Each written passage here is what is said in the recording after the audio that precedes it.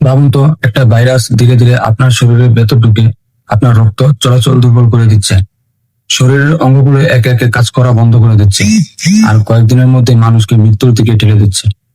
এই ভয়ঙ্কর ভাইরাসটির নাম ইবোলা ভাইরাস। ইবোলা ভাইরাস প্রথমত শনাক্ত করা হয় 1976 সালে আফ্রিকার কঙ্গো অঞ্চলের কাছে। সেখানে একটি নদীর নাম ছিল ইবোলা নদী, আর সেই নদীর নাম থেকেই এই ভাইরাসের নাম রাখা হয় ইবোলা ভাইরাস।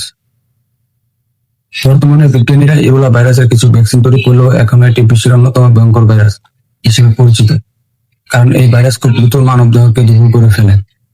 বিশেষজ্ঞদের মতে ইবোলা ভাইরাস কয়েকটি প্রজাতি রয়েছে, তার মধ্যে প্রায় 4টি প্রজাতির মানুষের জন্য সবচেয়ে বেশি বিপজ্জনক। এই ভাইরাস আক্রান্ত ব্যক্তির শরীরে প্রবেশ করে ধীরে ধীরে শরীরের কোষ নষ্ট করতে শুরু করে। প্রথমে জ্বর, তারপর মাথা ব্যথা, শরীর দুর্বল হয়ে যাওয়া, বমি, ডায়রিয়া, এবং অনেক ক্ষেত্রে ভয়াবহ রক্তক্ষরণ পর্যন্ত হতে পারে।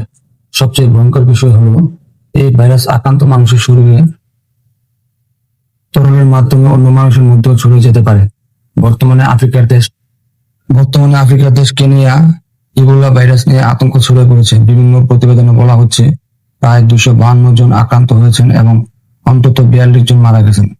পরিস্থিতি নিয়ন্ত্রণে আনতে কিছু এলাকায় জরুরি সতর্কতা ও কোয়ারেন্টাইন ব্যবস্থা নেওয়া হয়েছে। স্বাস্থ্য বিশেষজ্ঞরা সবাইকে সতর্ক থাকার পরামর্শ দিচ্ছেন,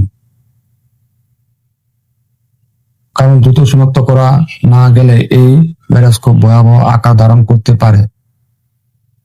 ইবোলা ভাইরাস শুধু আফ্রিকার জন্য নয়, এটি পুরো বিশ্বের জন্য একটি সতর্কবার্তা। তাহলে আপনার কি মনে হয়, এমন ভয়ঙ্কর ভাইরাস কি ভবিষ্যতে আরো বড় বিপদ তৈরি করতে পারে? কমেন্টে আপনার মতামত জানান।